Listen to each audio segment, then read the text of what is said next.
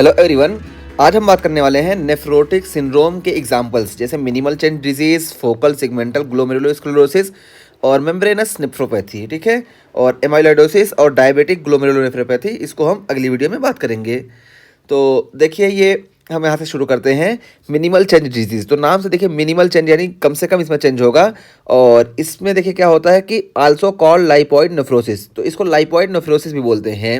लाइपॉइड nephrosis क्यों बोलते हैं अभी हम बताते हैं। तो देखिए, मिनिमल चेंज डिजीज होती क्या है, इसमें कम से कम चेंज आएगा और कम से कम इतना चेंज आ जाएगा कि नेफ्रोटिक सिंड्रोम देखने को मिलेगा, यानी मोर देन 3.5 ग्राम पर डे हमको प्रोटीनूरिया देखने को मिलेगा। तो इसी को हम बोलते हैं मिनिमल चेंज डिजीज।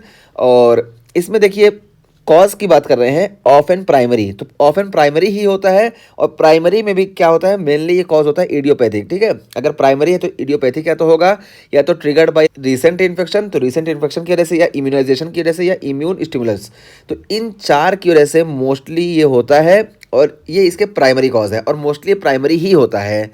तो मिनिमल चेन डिजीज का हम वो देखें कि दो तरह की होती है, प्राइमरी और सेकेंडरी। और मोस्टली हमको प्राइमरी देखने को मिलता है और प्राइमरी में भी हमको 4 आइज देखने को मिलता है। पहला इडियोपैथिक, दूसरा ट्रिगर्ड बाय रीसेंट इन्फेक्शन, तीसरा इम्यूनाइजेशन और चौथा इम्यून स्टिमुलस। तो ये हो गए प्राइमरी कॉज। और ये सेकेंडरी भी होता है और वही है कि रेयरली सेकेंडरी टू लाइपोमा। तो सेकेंडरी टू लाइपोमा होता है जैसे साइटोकाइन मीडिएटेड डैमेज, तो साइटोकाइन की वजह से जो डैमेज होगा तो उसकी वजह से लाइपोमा का फॉर्मेशन होता है। तो ये लाइपोमा जो होता है ये भी मिनिमल चेंज डिजीज कॉज करता है, लेकिन यहाँ पे सेकेंडरी है, लाइपोमा होने की वजह से मिनिमल चेंज डिजीज हो रहा है और ये रेयरली होता है। और लॉस ऑफ एंटीथ्रोम्बिन, तो इसमें क्या होगा, एंटीथ्रोम्बिन लॉस हो जाएगा जिसकी वजह से रीनल वेन थ्रोम्बोसिस हमको देखने को मिलेगी।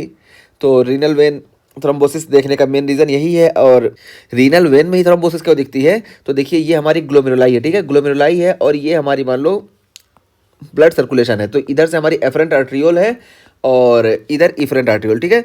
तो एफरेंट से जब ब्लड आ रहा है तो इसमें एंटीथ्रम्बिन है और एंटीथ्रम्बिन यहाँ से ग्लोमेरुलाई से यहाँ से लॉस हो जा रहा है। अब इस वाले उसमें एंटीथ्रम्बिन नहीं बच रहा है, तो ये एंटीथ्रम्बिन जब नहीं बच रहा है तो जब रीनल वेन में जाता है तो रीनल वेन थ्रोम्बोसिस हमको सबसे ज़्यादा देखने को मिलेगी, क्योंकि सबसे पहले डिफिशियंसी इसकी फील यहीं रीनल वेन में होती है। इधर तो था, इधर नहीं है। फिर जब ये ब्लड सर्कुलेशन में जाता है, मतलब सिस्टमिक सर्कुलेशन में, फिर वहाँ पर लीवर जो होता है फिर कंपनसेट करने लगता है, बनाने लगता है। तो जहाँ बात करें पूरी बॉडी की तो वहाँ पे उतना ज़्यादा इफेक्ट नहीं पड़ता है, रीनल वेन में ज़्यादा इफेक्ट इसी वजह से पड़ता है कि यहाँ से फॉरन लीक होता है, इस वजह से रीनल वेन में सबसे ज़्यादा डिफिशियंसी फील होती है। तो यही यहाँ बताया गया कि लॉस ऑफ एंटीथ्रोम्बिन, कि एंटीथ्रोम्बिन का लॉस होगा, इस वजह से रीनल वेन थ्रोम्बोसिस हमको देखने को मिलेगी। तो ये हो गए हमारे मैकेनिज्म, ठीक है। तो अब हम लाइट माइक्रोस्कोपी की बात करें तो देखिए इसमें नॉर्मल होगा, ठीक है। तो नॉर्मल ग्लोमेरुलाई हमको लाइट माइक्रोस्कोप में देखने को मिलेगी, क्यों, क्योंकि मिनिमल चेंज डिजीज है, इसमें इतना ज़्यादा चेंज नहीं हुआ कि इसको हम देख पाए। और बस इसमें क्या होता है, प्रोटीनूरिया ज़्यादा हो जाता है 3.5 ग्राम पर डे से ज़्यादा, ठीक है। इस वजह से इसको हम नेफ्रोटिक सिंड्रोम की कैटेगरी में रखते हैं। तो वही देखिए नॉर्मल ग्लोमेरुलाई। और फिर देखिए क्या है, लिपिड में be seen in PT cells. तो पीटी सेल्स यानी प्रॉक्सिमल ट्यूब्यूल सेल्स जो हैं, इसमें हमको लिपिड देखने को मिलेगा। और लिपिड क्यों देखने को मिलेगा, तो देखिए हम वही बताए थे कि यहाँ पे मोर देन 3.5 ग्राम जब प्रोटीनूरिया होगा तो जब लीवर कंपनसेट करेगा तो इस कंडीशन में प्रोटीन के साथ साथ लिपिड की भी सिंथेसिस होती है, इस वजह से हमको हाइपर लिपिडीमिया देखने को मिलता है। और ये इसको क्रॉस करके ट्यूब्यूल्स में भी आ जाएगा और ट्यूब्यूल्स में भी हमको प्रॉक्सिमल ट्यूब्यूल्स में लिपिड देखने को मिलेगा। और यही लिपिड जो प्रेजेंट होता है ना, यही सब जो हमको लाइट माइक्रोस्कोप में फाइंडिंग मिलती है और दूसरा तो कोई फाइंडिंग मिलती नहीं है, नॉर्मल होता है। तो ये जो लिपिड होता है यही हमको बताता है और इसी वजह से इसका इतना इंपॉर्टेंस है कि इस मिनिमल चेन डिजीज़ को हम लाइपॉइड नेफ्रोसिस भी बोलते हैं, ठीक है। तो ये इसका मैकेनिज्म हो गया और इसका रीज़न हो गया, नाम क्यों रखा गया है लाइपॉइड नेफ्रोसिस। और उसके बाद फिर इम्यूनोफ्लोरेसेंस की बात करें तो देखिए इसमें कुछ नहीं मिलता हमको, इम्यूनोफ्लोरेसेंस में हमको कुछ नहीं मिलता है, इस वजह से इसको हम बोलते हैं नील डिपॉजिट डिजीज़। तो हम 3 नाम की बात की है, मिनिमल चेन डिजीज़, लाइपॉइड नेफ्रोसिस और नील डिपॉजिट डिजीज़। और इलेक्ट्रॉन माइक्रोस्कोप की बात करें तो इसमें effacement of podocyte food process, तो पोडोसाइट फूड प्रोसेस का इफेसमेंट हमको देखने को मिलता है। तो ये देखिए ये पोडोसाइट का जो है फूड प्रोसेस का इफेसमेंट है। देखिए ये नॉर्मली कैसे होते हैं, ऐसे होते हैं, ठीक है, ऐसे ऐसे करके पोडोसाइट होते हैं और इसमें पोडोसाइट इस तरह से फ्लैट हो जाते हैं, ठीक है। तो ये हो गया हमारा effacement of the podocyte food process. तो ये हमारा मिनिमल चेन डिजीज कंप्लीट हुआ। अब हम बात करते हैं फोकल सिगमेंटल ग्लोमेरुलोस्क्लेरोसिस। तो फोकल सिगमेंटल ग्लोमेरुलोस्क्लेरोसिस नाम से ही पता चल रहा है कि फोकल, फोकल का मतलब कि लेस देन 50%, ठीक है, 50% से कम, यानी अगर हम 10 ले रहे हैं तो उसमें से 3-4 ऐसे इन्वॉल्व होंगे। और सेगमेंटल का मतलब क्या है कि एक ग्लोमेरुलाई जो होगी वो पूरी इन्वॉल्व नहीं होगी, इसमें से कुछ हिस्सा जो होगा वहाँ पे हमको स्क्लेरोसिस देखने को मिलेगी। और ग्लोमेरुलर स्क्लेरोसिस नाम ही पता चल रहा है कि ग्लोमेरुलर जो है ग्लोमेरुलस उसका स्क्लेरोसिस होगा। तो ये हो गया हमारा नाम। और ये मोस्ट कॉमन होता है एडल्ट में, ये वाला देखिए मोस्ट कॉमन होता है चिल्ड्रेन में 2 to 6 ईयर में, और ये मोस्ट कॉमन होता है एडल्ट में। और कैन बी प्राइमरी, तो ये प्राइमरी भी हो सकता है, सेकेंडरी भी हो सकता है, ठीक है। तो प्राइमरी जो होता है वो इडियोपैथिक होता है, और जो सेकेंडरी होता है इसके कई कॉज होते हैं, ठीक है। तो देखिए HIV इसका फर्स्ट कॉज है सेकेंडरी का, और सिकल सेल डिजीज़ है, ओबिसिटी है, और कंजेनाइटल मालफॉर्मेशंस, ये 4 यहाँ बताए गए, वैसे बहुत सारे बताए जाते हैं। तो ये 4 जो बहुत ज़्यादा इंपॉर्टेंट है वो यहाँ पे बता दिए गए, HIV, सिकल सेल डिजीज़। और ये सिकल सेल डिजीज़ तो बहुत कॉमन है, सिकल सेल डिजीज़ में हमेशा क्वेश्चन आते हैं कि इससे कौन सी टाइप की नेफ्रोटिक सिंड्रोम हमको देखने को मिलेगा। और ओबिसिटी है और कंजेनाइटल मालफॉर्मेशन, तो ये हो गया हमारे सेकेंडरी जो फोकल सेगमेंटल ग्लोमेरुलोस्क्लेरोसिस कॉज करते हैं। और में progress to chronic kidney disease, तो इसकी वजह से फोकल सेगमेंटल ग्लोमेरुलोस्क्लेरोसिस की वजह से क्रोनिक किडनी डिजीज़ देखने को मिलेगा। और ये more common in black people, तो ब्लैक पीपल में ये ज़्यादा कॉमन है। और इसके लाइट माइक्रोस्कोपी फाइंडिंग की बात करें तो देखिए सिगमेंटल स्क्लेरोसिस, तो नाम से ही पता चला कि हमको सिगमेंटल स्क्लेरोसिस देखने को मिलेगा, एंड हेलिनोसिस, और हेलिनोसिस भी हमको देखने को मिलेगा, ठीक है। तो ये होगी इसकी लाइट माइक्रोस्कोपी फाइंडिंग। और उसके बाद इम्यूनोफ्लोरेसेंस की बात करें तो ये देखिए मोस्टली ये निगेटिव होता है, इम्यूनोफ्लोरेसेंस इसमें भी मोस्टली निगेटिव होता है, लेकिन इसमें पॉजिटिव भी होता है। यहाँ पे देखिए हमेशा निगेटिव होता है, लेकिन इसमें कुछ कंडीशन ऐसी है जिसमें ये पॉजिटिव देखने को मिलता है। तो यहाँ बताया गया कि often negative but may be positive for non specific focal deposits of IgM C3 C1, तो मोस्टली ये निगेटिव होता है, लेकिन non specific focal deposit of IgM C3 और C1 के लिए ये पॉजिटिव भी होता है। और उसके बाद फिर इसमें भी बात करें वही कि इलेक्ट्रॉन माइक्रोस्कोपी क्या होती है, तो देखिए इफेसमेंट ऑफ फोटोसाइट फूड प्रोसेस, तो फोटोसाइट फूड प्रोसेस का इफेसमेंट हमको देखने को मिलेगा, वही सेम चीज़ जो हमको मिनिमल चेन डिजीज में देखने को मिला था। और अब बात करते हैं मेम्ब्रेनस नेफ्रोपैथी की। तो देखिए मेम्ब्रेनस नेफ्रोपैथी ये कॉमन होता है एल्डरली पेशेंट पे, मतलब एल्डरली पीपल में, और आल्सो कॉल्ड मेम्ब्रेनस ग्लोमेरुलोनेफ्राइटिस, इसको मेम्ब्रेनस ग्लोमेरुलोनेफ्राइटिस भी बोलते हैं। और कैन भी प्राइमरी और सेकेंडरी, तो ये प्राइमरी भी होता है और सेकेंडरी भी होता है।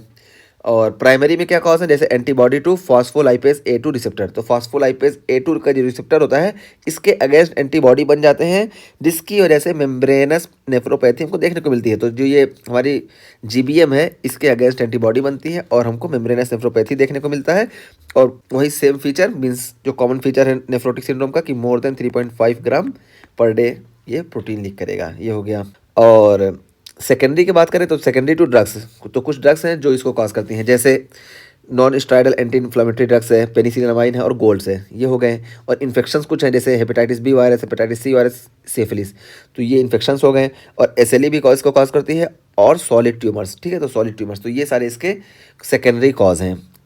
तो प्राइमरी भी हो सकता है, लेकिन मोस्टली हमको लगभग सेकेंडरी ही देखने को मिलता है। और सेकेंडरी में हम ड्रग की बात करें तो ये तीनों ड्रग्स हैं, मीन्स गोल्ड, पेनिसिलिनामाइन और non steroidal anti inflammatory drugs. और इन्फेक्शन की बात करें तो ये 3 infection, hepatitis B virus, C virus और सिफिलिस, तो ये 3 इन्फेक्शन कॉज करते हैं मोस्टली। और SLE और सॉलिड ट्यूमर्स ये कॉज करते हैं। और इंक्रीज रिस्क ऑफ थ्रोम्बोएम्बोलिज्म, तो थ्रोम्बोएम्बोलिज्म का रिस्क इसमें बढ़ जाता है, that is DVT, renal vein thrombosis, ठीक है।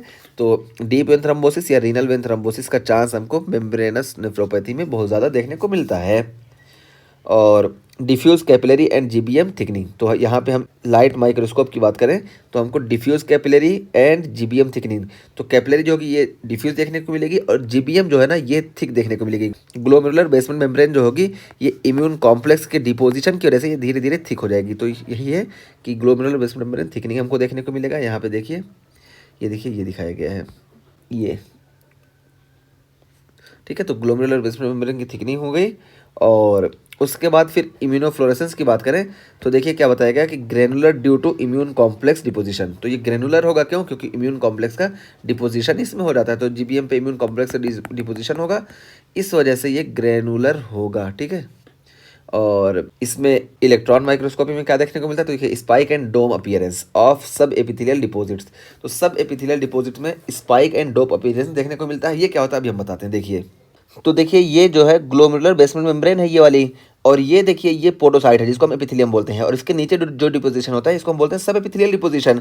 तो ये सब एपिथेलियल डिपोजिशन हो गया, ठीक है। और ये जो ग्लोमेरुलर बेसमेंट मेम्ब्रेन है ना, ये इसमें प्रोलिफरेट कर जाती है, और जब प्रोलिफरेट करती है ना तो ये ऐसे ऐसे हो जाती है। ग्लोमेरुलर बेसमेंट मेम्ब्रेन प्रोलिफरेट करके ऐसे ऐसे हो जाती है। तो देखिए ये स्पाइक का फॉर्मेशन करिए, ठीक है। और ये जो सब एपिथेलियल डिपोजिशन है ना, ये यहाँ पे हमको डिपोजिट देखने को मिलता है, यहाँ पे देखिए ये।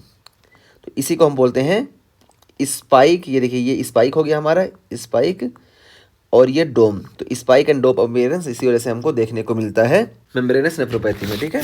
तो मेम्ब्रेनस नेफ्रोपैथी में हमको स्पाइक एंड डोम अपीयरेंस देखने को मिलता है। उसका मेन ये है कि ये जो हमारी जीबीएम है ये ऐसे ऐसे स्पाइक का फॉर्मेशन करती है, और जो डिपोजिशन होता है ये यहाँ पे आके डिपोजिट होता है, ठीक है। तो इसी को डोम बोलते हैं, और ये स्पाइक हो गया। तो स्पाइक एंड डोम अपीयरेंस हमको देखने को मिलता है मेम्ब्रेनस नेफ्रोपैथी में, और ये कॉमन होता है एल्डरली पर्सन में। और आगे हम बात करेंगे एमाइलोइडोसिस और डायबिटिक ग्लोमेरुलर नेफ्रोपैथी की। तो ये हम आज 3 की बात की है। मिनिमल चेंज डिजीज बहुत कम चेंज होता है, नील डिपॉजिट भी बोलते हैं इसको, और लाइपॉइड नेफ्रोसिस बोलते हैं। और उसके बाद फिर देखिए फोकल सिगमेंटल ग्लोमेरुलर स्क्लेरोसिस। तो यहाँ पे फोकल है और सिगमेंटल होगा, और ये प्राइमरी भी हो सकता है और सेकेंडरी भी हो सकता है। और इन दोनों में effacement of the podocyte foot process हमको देखने को मिलता है। और इसमें देखिए सिगमेंटल स्क्लेरोसिस एंड हेलिनोसिस। तो सिगमेंटल स्क्लेरोसिस हमको देखने को मिलेगा। अच्छा इसको हम देख लेते हैं। तो देखिए ये देखिए ये सिगमेंटल स्क्लेरोसिस हमको देखने को मिला, ठीक है। देखिए ये इतना हमको ये एरिया में स्क्लेरोसिस देखने को मिला, जबकि ये नॉर्मल है, ठीक है। तो एक ग्लोमेरुलाई में अगर कंप्लीट नहीं हो रहा तो इसको हम सिगमेंटल बोलते हैं, ठीक है। तो सिगमेंटल स्क्लेरोसिस हमको यहाँ पे देखने को मिला, ये बताया गया। और मेम्ब्रेनस नेफ्रोपैथी यहाँ पे हमको देखने को मिलता है spike and dome appearance in electron microscope. तो ये